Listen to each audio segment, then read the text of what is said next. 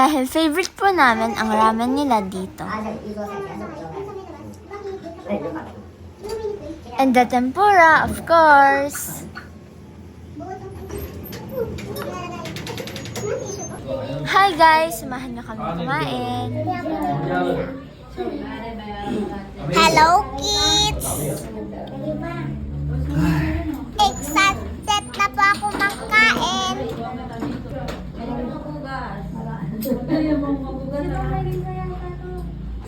Ang sarap ng tempura. Hehe. Of course, their maki. Super sarap. Itadakimasu!